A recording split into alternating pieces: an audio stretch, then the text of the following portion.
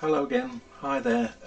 This is another little video. It's a contest entry, this time for Nick Rudow's contest, which is, I believe, his push to 700 subscribers. Well done, Nick. Nick's got a great channel, so check him out if you have a bit of time. He has a big record collection and he's clearly very passionate about it indeed. So yeah, have a look at Nick's channel. This particular contest is about cover versions. To name a number between 5 and 10 of cover versions that you think are better than the originals. Generally, I've been a bit anti-cover versions over the years, but every now and then you come across one which is actually better than the original, or you found it before the original, so it kind of it becomes slightly different for you. Anyway, without further ado, the first one is a song by Nick Rudow. I originally heard on this single, and it's a song called What's So Funny About Peace, Love and Understanding. But the version that I think is better than Nick's, although Nick's is good, is the version by Elvis Costello.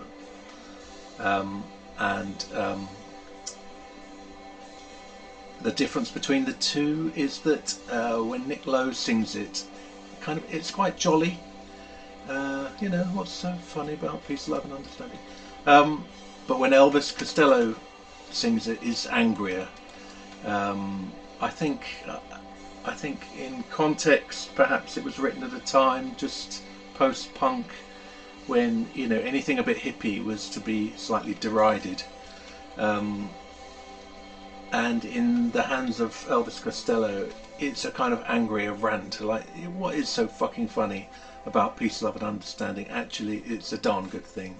And so that's why I prefer Elvis Costello's version. Second on my list is a song called Heartbeats, which is by Jose Gonzalez. Now, when I heard this song and loved it, I didn't even know it was a cover version. It wasn't until much later that I heard a version by a Swedish electronic group. I think they're a duo called The Knife. And I thought theirs was a really weird kind of electronic cover version of this, but actually theirs was the original and this was the cover. And actually I first came across this song when it was used on a very beautiful piece of advertising for the Sony Bravia TVs.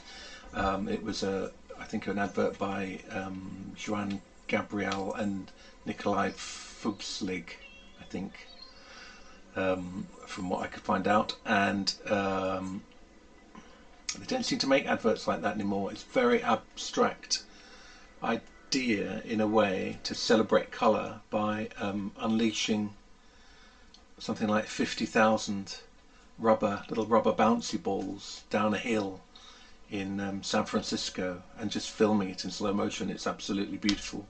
If you haven't seen it, I'm sure you have. It was very famous. I think it won several advertising awards, but it used Heartbeats by Jose Gonzalez rather well for that advert, and so his is my favourite.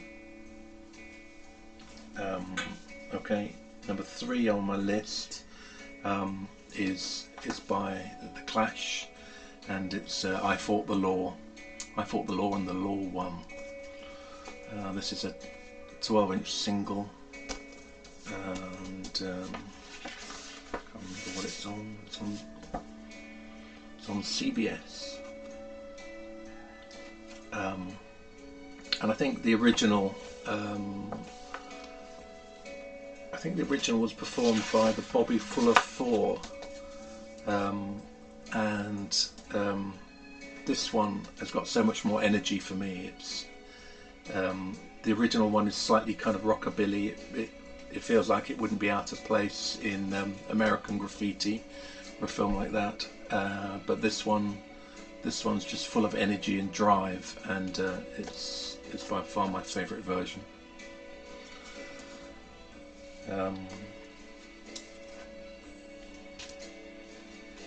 Next one on my list would be this song, Song to the Siren, and this version by this Mortal Coil. This particular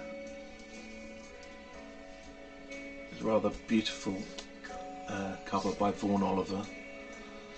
This is on 4AD Records, rather lovely bit of typography on the back. And this features Elizabeth Fraser and Robin Guthrie of the Cocteau Twins. This Mortal Coil were a bit of a kind of a 4AD Records kind of project where different artists from the label would feature on different songs or different recordings. There's a 4AD, and again a lovely bit of typography on the label. And why do I prefer this version? Oh, the original is by Tim Buckley, I think, at the end of the 60s. But I prefer this version. It's just beautiful and it's haunting.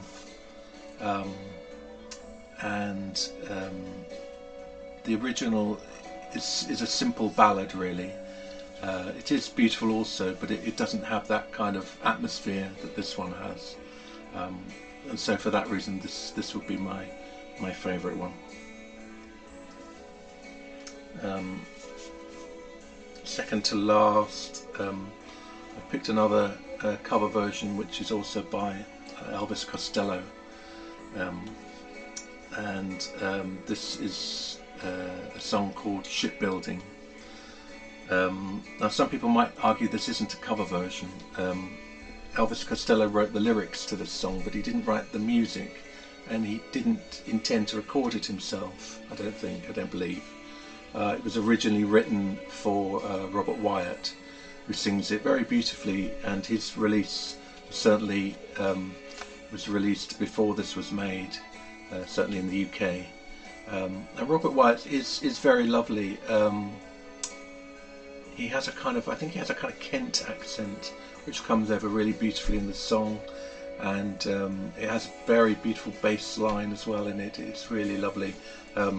This version is my favourite, I think, because it has a very haunting trumpet solo by Chet Baker, which is one of the last things I think that he recorded, and I think, as rumour has it, when they were making this record, Elvis Costello was talking about who to do this solo on the album, and someone in the studio said, well, wouldn't it be great if we could have Miles Davis to do it? And they all kind of laughed and went away, and Elvis Costello then noticed that Chet Baker was playing in London that week at a club called I think it's called the Canteen. Anyway, he just went along, and after his gig, he found he found Chet Baker having a drink at the bar. So just sidled up, introduced himself, and just said, "I'm making a record this week. Do you fancy doing a solo?" And as the phrase goes, if you don't ask, you don't get. Chet Baker said, "Yes, all right then." So there's a rather beautiful trumpet solo on there.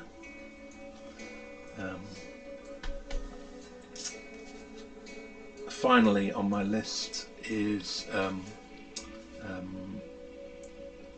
a song off of this, and get rid of some reflections. Song off of this album, which I only have the CD for Talking Heads, and it's Take Me to the River, which was originally recorded by Al Green, I think, and I prefer the Talking Heads version, really. The Al Green one's fantastic, don't get me wrong. you know, he couldn't do any wrong, Al Green, really. But the Talking Heads version, I think for me, is a bit funkier. It's a bit edgier. It makes me want to move about and get up and dance and have a boogie around the kitchen, and yeah, for that reason I prefer the Talking Heads version of Take Me to the River. Okay, that's the end of my selections, and thank you for watching. Hopefully see you again soon, and say bye bye for now. Okay, bye.